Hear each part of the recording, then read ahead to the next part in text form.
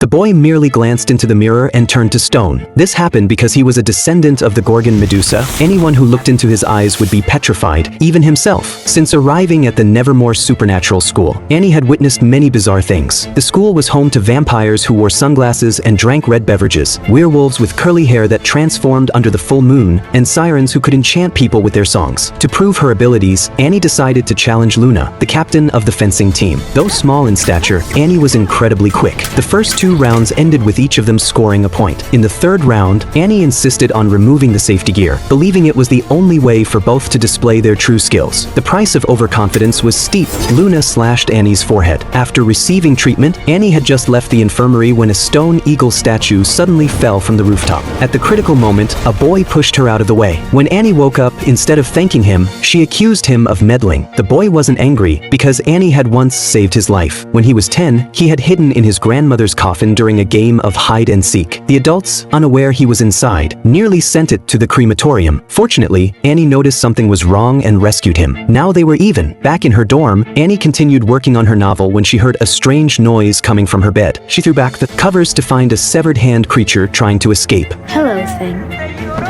She caught it just in time. It turned out the creature was a pet left by Annie's mother to keep an eye on her at school. Annie warned the hand that if it didn't pledge loyalty to her, she would lock it in a drawer until the end of the semester. Eventually, the hand agreed, and Annie's first order was to help her escape from school. Due to injuring several students at her previous school, Annie was court-ordered to undergo weekly psychological therapy. This was her only chance to escape. She pretended to need to use the restroom, climbed out the window, and shimmied down the drain pipe. Annie made her way to a cafe, ordered coffee, and asked the server to help her find a ride to the train station. But while waiting, 3 troublemakers targeted her. Annie took them down in under a minute. The incident drew police attention, and her escape plan failed. But Annie didn't give up. Back at school, she sent the severed hand to find Taylor, the cafe server. The hand carried a note with Annie's phone number. She explained to Taylor that the school's Harvest Festival party was coming up that weekend. A perfect distraction. They agreed that Taylor would drive her to the train station during the event. When the night of the Harvest Festival arrived, Taylor showed up as promised. But as Annie was leaving, she accidentally bumped into her classmate Rowan. The moment they touched, Annie had another strange vision. This time, she saw the school engulfed in flames and Rowan killed by a monster. Shaken, Annie ran after Rowan to warn her, but Rowan responded with an eerie smile and used telekinesis to pin Annie against a tree.